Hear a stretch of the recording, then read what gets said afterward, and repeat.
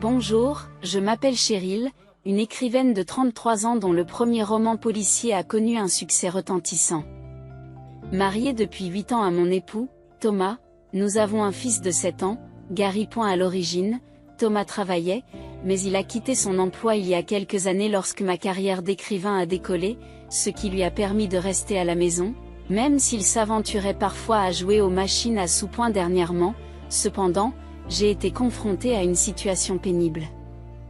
Thomas a eu une liaison, gâtant sa maîtresse avec des cadeaux coûteux, scandaleusement financés par ma propre carte de crédit. Cette trahison, que j'ai endurée pour le bien de notre fils, est arrivée à un point où je ne peux plus la supporter. Un matin particulier, Thomas s'est habillé en costume, un choix inhabituel compte tenu de sa routine de chômeur.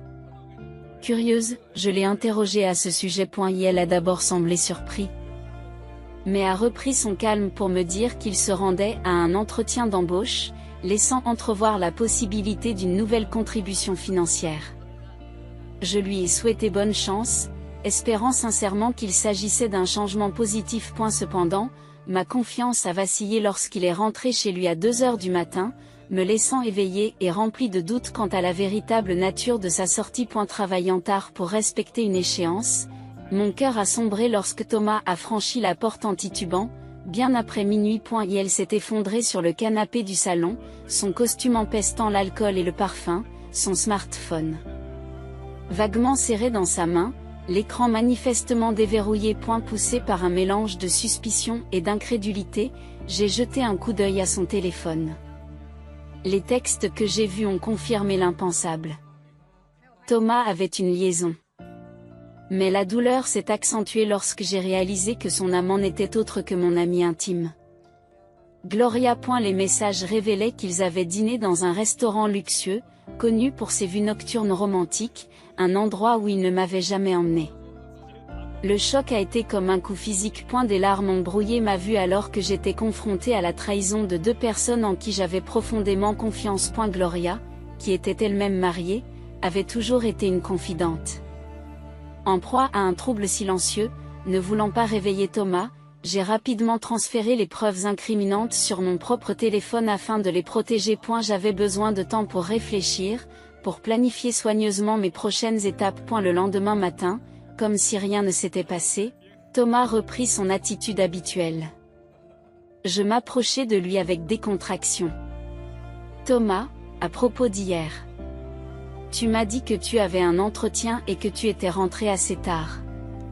Qu'est-ce qui s'est passé? Il détourne les yeux, cherchant visiblement une excuse. En fait, je suis tombé sur un ami après l'entretien et nous avons fini par aller boire un verre, marmonna-t-il. Un ami? Quelqu'un que je ne connais pas? Je l'ai interrogé, même si je connaissais déjà la réponse. Je ne suis pas obligé de tout expliquer, n'est-ce pas? Il a répliqué. Oui, tu as raison, répondis-je. Un mélange de frustration et de résignation s'installe. Sa dérobade confirmait mes pires craintes quant à sa tromperie permanente à l'égard de Gloria. Un mois après avoir découvert la douloureuse vérité sur la liaison de mon mari Thomas, j'étais toujours en proie à l'indécision. La réalité d'une confrontation avec lui se profilait à l'horizon. Cela pouvait très bien signifier la fin de notre mariage. Dans d'autres circonstances, je lui aurais peut-être déjà présenté les preuves et demandé le divorce. Cependant, notre fils Gary, qui n'a que 7 ans, était ma principale préoccupation. Je ne pouvais supporter l'idée d'éloigner son père de lui à un âge aussi tendre. Pendant ce temps, Thomas semblait exploiter mon emploi du temps chargé. Il a commencé à quitter la maison plus souvent, mes journées étant consacrées à l'écriture dans ma chambre. Bien que cela me fasse mal, c'était aussi une occasion inespérée de recueillir davantage de preuves de son infidélité. Lors d'une de ses sorties, j'ai fouillé dans ses affaires et j'ai découvert une collection de reçus pour des articles féminins de luxe. Aucun de ces articles ne se trouvait dans notre maison et aucun ne m'avait été offert. Il était clair qu'il achetait ces articles pour Gloria, mais l'origine des fonds était déconcertante. Il n'avait pas d'emploi et vivait de l'allocation que je lui versais, ce qui ne lui permettait pas de faire des dépenses aussi extravagantes. Poussé par le besoin d'en savoir plus, j'ai décidé de le suivre. Mais d'abord, j'avais besoin de quelqu'un pour s'occuper de Gary. J'ai appelé mon frère, qui n'était pas au courant de la situation. Je suis désolée de t'avoir convoqué si soudainement. Je me suis excusée quand il est arrivé. Non, ça ne me dérange pas. Mais qu'est-ce qu'il y a? Tu as soudain dit que tu voulais que je m'occupe de Gary? Demande-t-il d'un air perplexe. Il y a quelque chose que j'ai vraiment besoin d'aller acheter moi-même. J'ai expliqué, en inventant une histoire de couverture. Des courses? Tu n'as jamais été matérialiste. Tu fais généralement tes achats en ligne.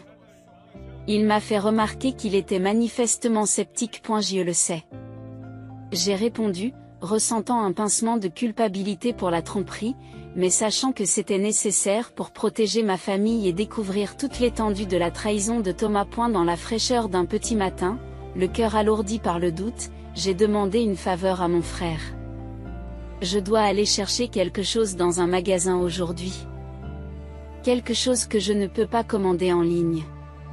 Peux-tu garder Gary un moment? J'ai essayé de garder une voix légère, cachant la vraie raison de mon besoin urgent de quitter la maison. Bien sûr, mais essaie de revenir vite, d'accord? Tu pourrais commencer à manquer à Gary. Mon frère m'a répondu, l'inquiétude étant évidente dans son ton. Merci beaucoup, dis-je.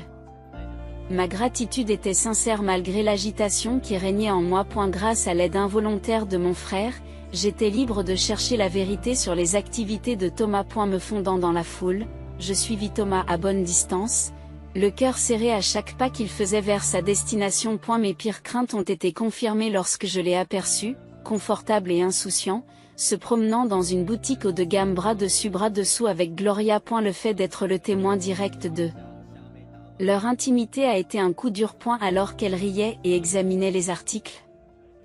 Thomas s'est dirigé vers la caisse. Je l'ai regardé, caché derrière un présentoir, tandis qu'il me tendait avec confiance une carte de crédit, celle-là même qui se trouvait au fond de mon tiroir et qui était destinée au cas d'urgence. Cette carte secondaire que je n'utilisais que rarement avait été son outil secret pour financer ses achats extravagants. Je me suis rendu compte de la situation.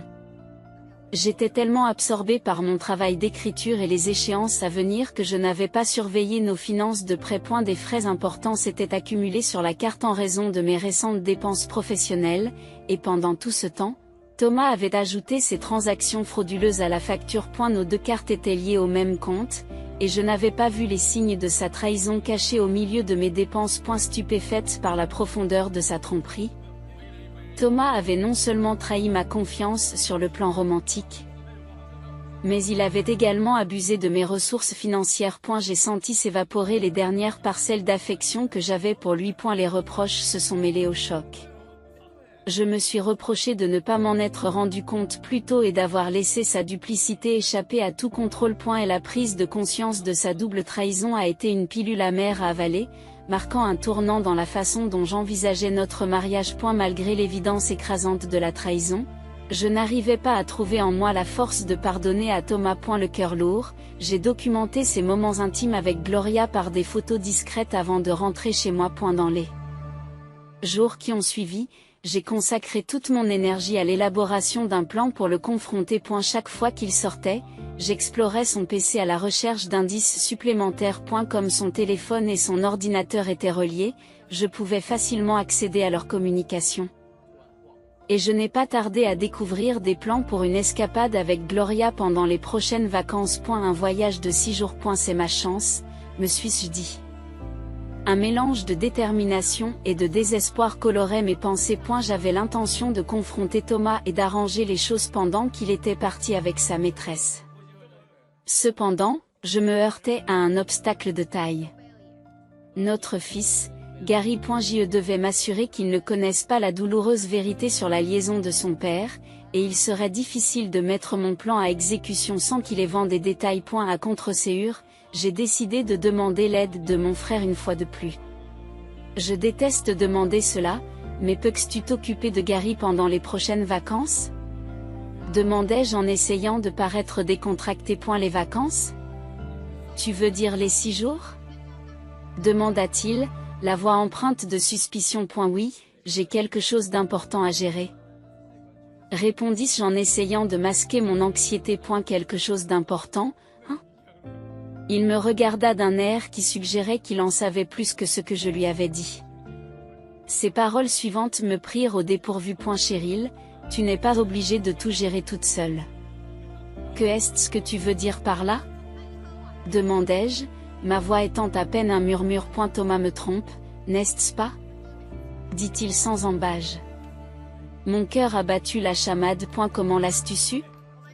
Balbutiai-je, mais il me coupa la parole. Je l'ai appris par Gary, dit-il doucement. Gary, mon fils savait?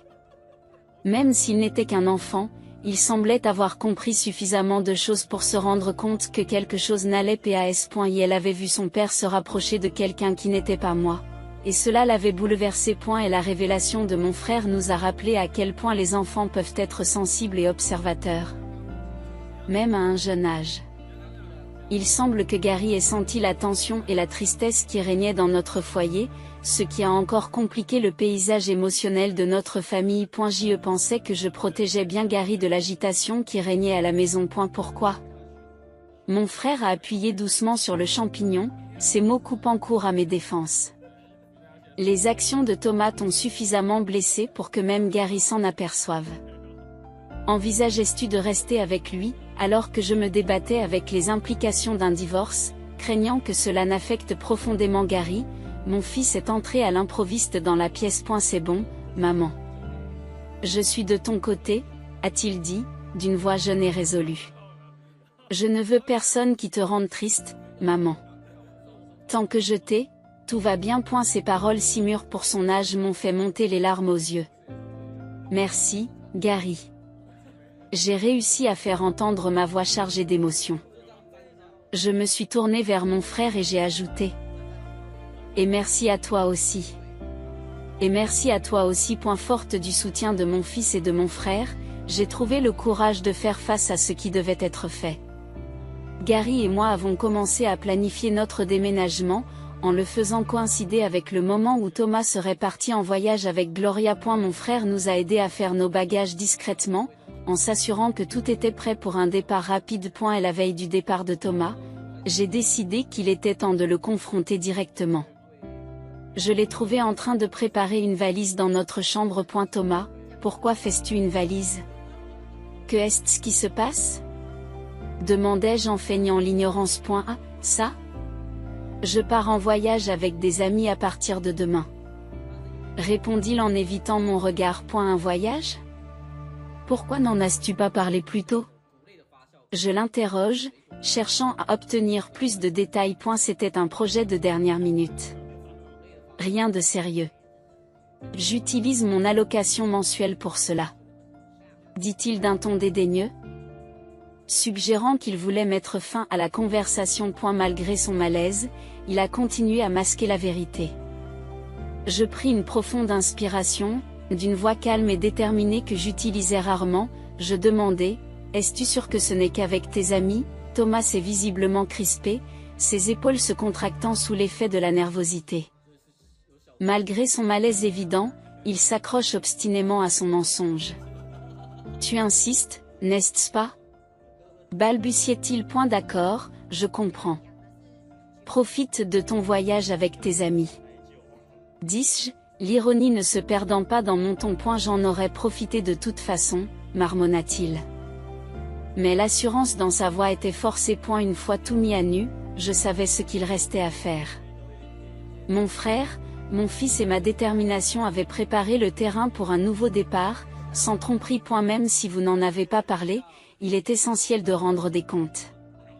Je suis sortie de la chambre de mon mari.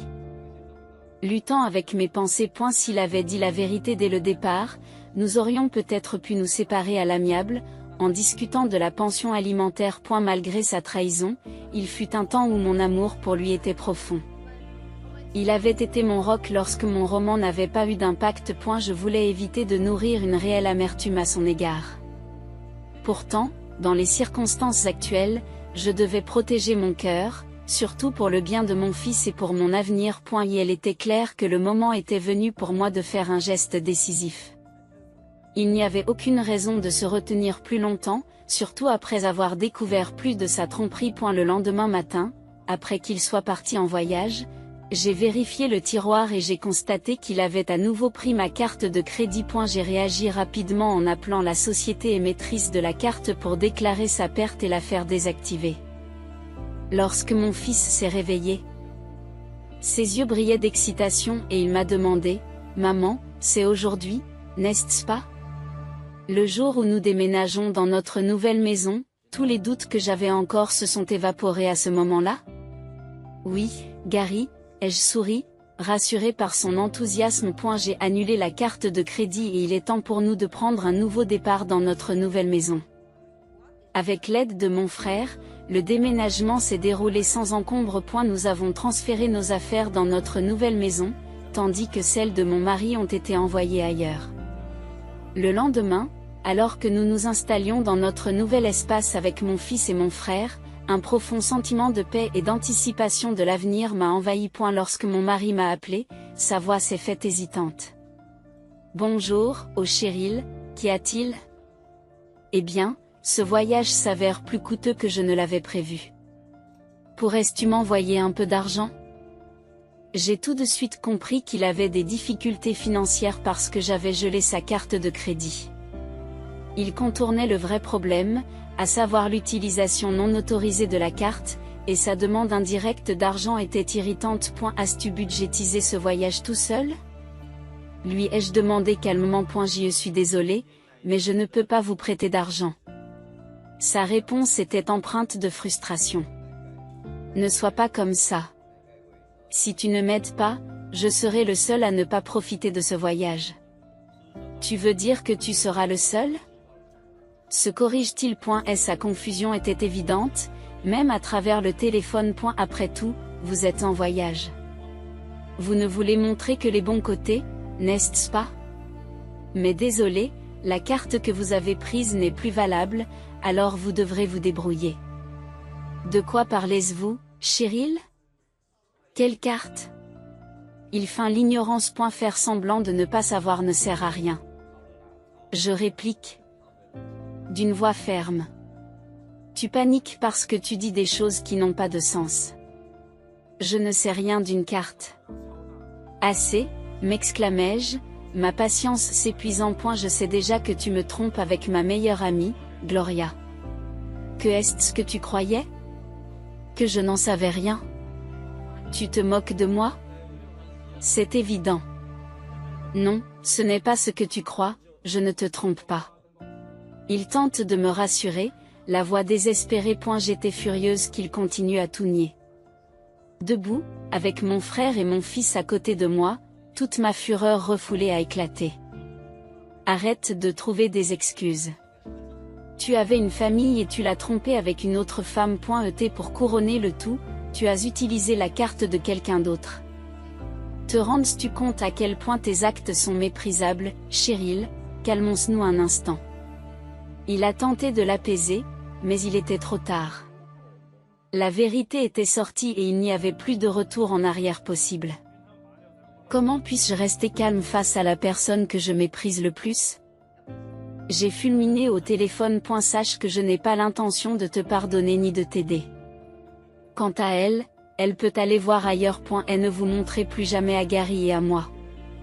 Sur ces derniers mots, j'ai raccroché au nez de mon mari. Quelques instants plus tard, sa maîtresse, Gloria, a appelé. Cheryl, qu'est-ce que tu as fait ? Ah, Gloria, ça fait longtemps qu'on ne s'est pas vu. Comment se passe ton voyage avec mon mari ? Ai-je demandé, la voix teintée de sarcasme. Tais-toi et explique-toi. De quoi tu parles ? Elle me répond d'un ton cassant. Et ne fais pas l'idiote. Tu as reçu les affaires de Thomas chez toi, n'est-ce pas ? Répondis-je. En effet, lorsque nous avons déménagé, j'avais demandé à ce que toutes les affaires de mon mari soient envoyées directement à l'adresse de Gloria. Étant donné que Gloria était également mariée, son mari était naturellement là pour recevoir l'envoi. C'est précisément pour cette raison que j'avais tout envoyé. Accompagné d'une lettre détaillée expliquant toute la situation. Ce n'est pas une blague. Que avez-vous fait ? Mon mari l'a découvert et il est furieux. Eh bien, tu l'as cherché toi-même en choisissant d'avoir une liaison alors que tu étais marié. Tu étais censé être mon ami, et c'est une trahison, ai-je rétorqué. Tu es le pire. Je t'ai mal jugé, a-t-elle accusé. Excuse-moi, mais c'est très fort de ta part, ai-je rétorqué. Ma meilleure amie a une liaison avec mon mari, comment peux-tu espérer être pardonnée? Je ne voulais pas être sérieuse, c'était juste une blague. Je ne serais jamais intéressée par quelqu'un comme lui, a-t-elle tenté de minimiser. Je me fiche de savoir si c'était une blague ou non. Je demande le divorce de toute façon, et oui, tu as eu une liaison, c'est un fait. Je ne te pardonnerai jamais, et je demanderai une compensation importante, alors prépare-toi. Une compensation? Que est-ce que tu racontes? Je n'ai rien accepté de tel. Proteste-t-elle? Eh bien, vous en entendrez parler bien assez tôt, c'est ce que vous méritez, et je conclus alors qu'elle réalisait la gravité de la situation. Je suis une femme au foyer, je ne peux pas payer d'indemnité, a-t-elle plaidé, la voix pleine de désespoir. Je m'en fiche, débrouillez-vous ou demandez à votre mari, mais je doute qu'il soit d'une grande aide, ai-je dit sèchement. Oh, attendez, au revoir.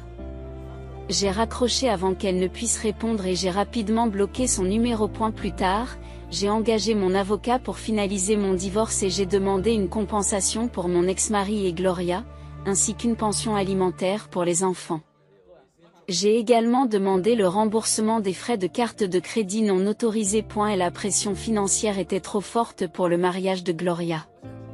Après avoir réglé l'indemnisation, son mari a demandé le divorce et elle s'est retrouvée sans domicile. Elle a cherché refuge auprès de ses parents, mais ceux-ci, découragés par ses actes, l'ont rejeté. N'ayant que peu d'options, Gloria vit maintenant là où elle travaille, en prenant des gardes de nuit dans un bar local. Thomas a lui aussi cherché du réconfort auprès de Gloria pendant cette période agitée, mais, submergée par ses crises et furieuse contre lui d'avoir provoqué son divorce, elle a mis fin à leur relation. Thomas jongle désormais avec plusieurs emplois à temps partiel pour tenter de joindre les deux bouts.